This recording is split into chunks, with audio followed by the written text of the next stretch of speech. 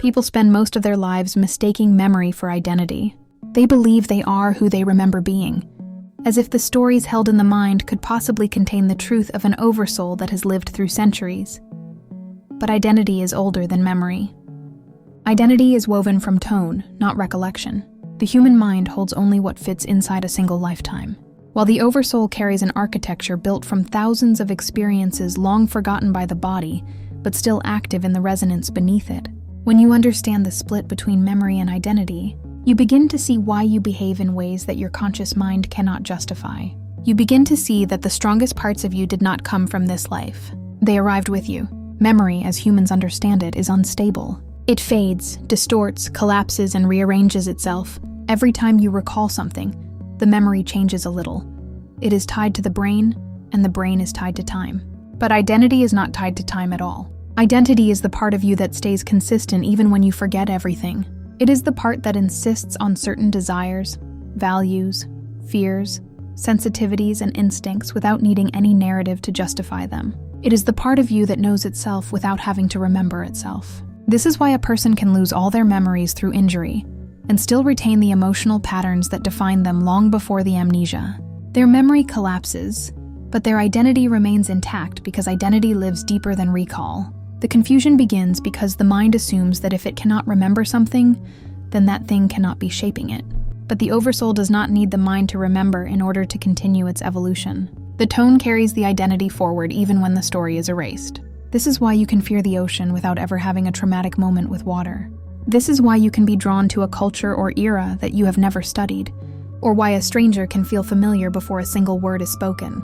Your memory does not know why, but your identity does. Memory forgot the details. Identity did not forget the resonance. Identity shows up in the patterns you repeat. Memory shows up in the stories you retell. The patterns are older. The stories are new. A person may tell themselves they are confident. But if the tone carries residues of lifetimes shaped by caution, the identity will reveal itself in silence. A person may remember being fearless as a child, yet carry an identity shaped by centuries of restraint. A person may remember being hurt by a lover and blame their guarded heart on that one event, unaware that the real cause is a resonance carried across multiple incarnations. This lifetime only triggered what the identity already held. You can see the split clearly when you notice how quickly identity reasserts itself after a major transformation. People move to new cities, change their names, adopt new beliefs, and reinvent their style. Yet the same emotional cycles return. The same types of relationships reappear. The same dramas form around them. They believe they are living new lives. Yet the same essence continues to flood through everything. This is because memory can be rewritten easily, but identity cannot. You can change your story, but you cannot change your tone until you evolve it. And the evolution of tone requires awareness, not reinvention. This is also why some people seem wise beyond their years. They speak with a clarity that their age cannot justify.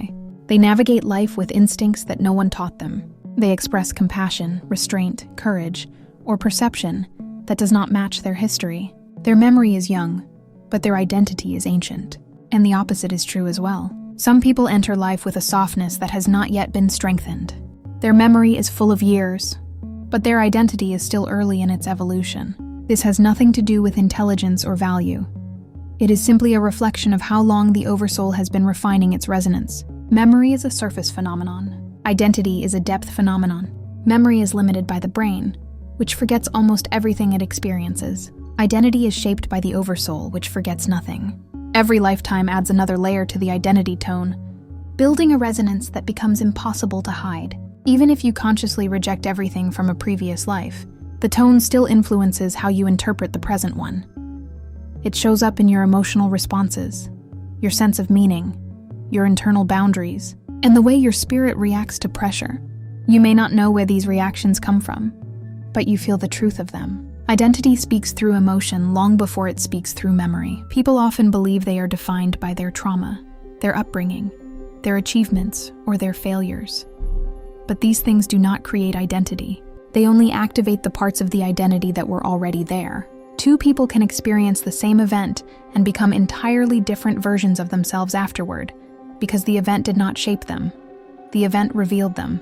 The deeper tone determines how you respond to life, not the memory of the event itself. This is why you can outgrow your memories but never outgrow your identity. The tone continues to shape your path long after the story that awakened it has been forgotten. The difference between memory and identity becomes unmistakable when you observe yourself in moments of crisis. Crisis strips away the narrative and forces your essence to surface. When everything feels like it is falling apart, you do not respond from your stories. You respond from your resonance. Some collapse inward, some expand outward, some turn to introspection, some turn to action, some turn to silence, some turn to creation. These reactions are not products of memory. They are the expression of who you have been becoming across multiple lifetimes. Memory would crumble under pressure, but identity becomes louder.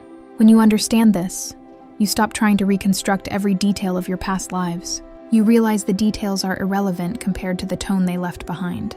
The mind desires stories because it believes stories will grant meaning, but identity already holds the meaning.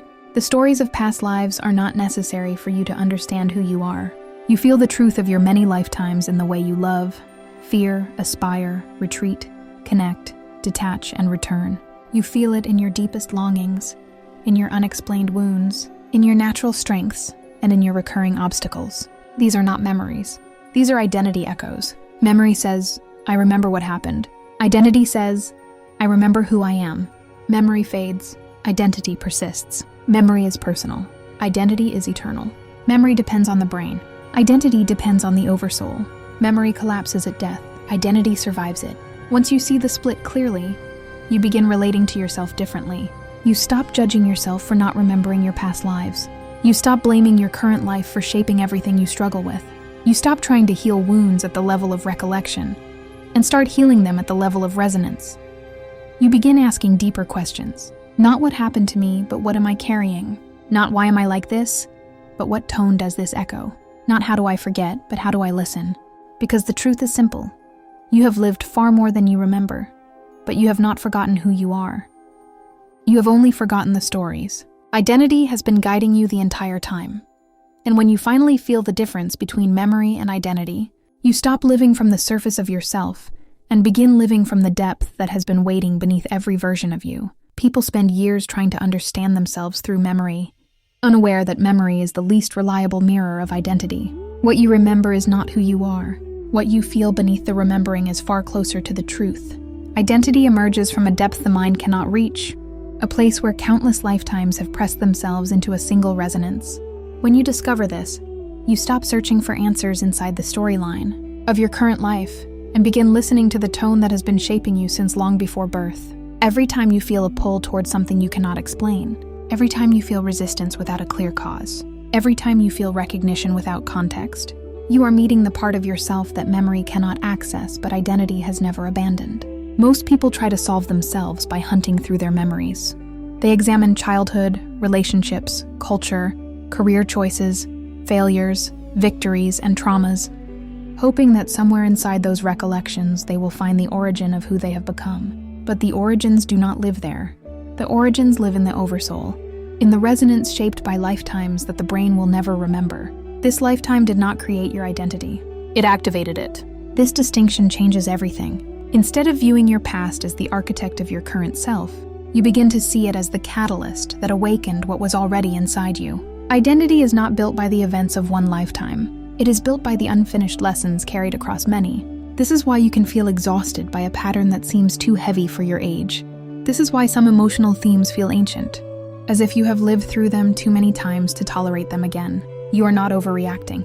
You are remembering through resonance.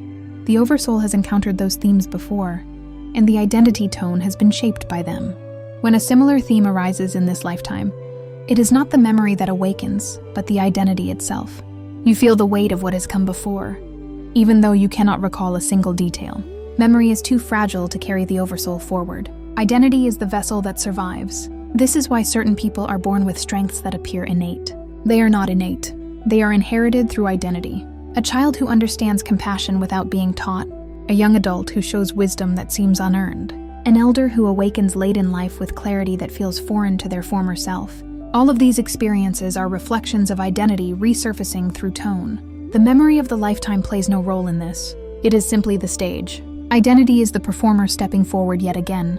When you look at your life through the lens of memory, everything seems random, chaotic, or unfair. But when you look at it through the lens of identity, the patterns become visible. You see the emotional signatures repeating across relationships. You see the same internal lessons resurfacing in new forms. You see the same obstacles revealing themselves like familiar terrain. These repetitions do not occur because the universe is punishing you, or because you have made the same mistake again. They occur because identity has not yet completed its refinement. The tone carries unfinished edges that will continue to emerge until they are integrated. This is not punishment. It is precision. The Oversoul uses the tone to guide your evolution, not by remembering the past, but by preserving the resonance of what still needs to be understood. When a lesson is complete, its emotional frequency dissolves from the tone. You do not need to remember the lifetime in which it was completed, because identity no longer carries the resonance. When a lesson remains unfinished, the tone ensures it appears again. This has nothing to do with memory. It is the mechanical rhythm of evolution. Understanding the split between memory and identity also explains why healing cannot be achieved through recollection alone. People assume that remembering the origin of a wound will free them from it. Sometimes it helps, but often it does not. Some wounds did not begin in this lifetime. Trying to heal them with the memories of this life is like trying to repair a structure by examining the wrong blueprint. The emotional signature does not care whether the origin is remembered. It only cares whether the resonance is integrated. Healing identity requires the same thing that evolves identity: awareness, presence, and alignment, not recall. This is why so many breakthroughs occur in silence, in solitude, or during moments when the mind is not analyzing anything. Identity shifts when resonance shifts, and resonance shifts when awareness expands. You do not need to remember the past to complete what the past initiated. You only need to understand the pattern in front of you. When you stop trying to force memory to supply the origin of your pain, you free yourself to work with the identity that is carrying the echo. This is how transformation becomes possible without knowing every detail that created the echo in the first place. The split between memory and identity also explains why certain choices feel inevitable. People often sense the direction their life must take long before they understand why. They think of it as intuition, instinct, or destiny, but it is resonance. Identity carries momentum. When a new lifetime begins, that momentum influences the arc of the incarnation. You may think you chose your passions, values, relationships, and aspirations freely, but most of the time identity made those choices long before you were born. The human mind only rationalizes them afterward. When people say they are following their heart, what they are often doing is following the tone. The deepest form of self-awareness comes not from remembering the past, but from recognizing the continuity between who you have been and who you are becoming. Memory cannot reveal this continuity. Identity can. You know you are aligned with your identity when your actions feel like recognition instead of decision. You know you are aligned when your growth feels like a return rather than an invention. You know you are aligned when your inner voice becomes clear even during confusion. The tone does not shout. It resonates. When you learn to feel that resonance, decisions that once seemed impossible begin to feel natural. Identity becomes even more visible when you observe how people respond to change. Some resist transformation instinctively. Some crave it. Some collapse under it. Some become sharper, stronger, or wiser because of it. These responses do not come from memory. They come from identity.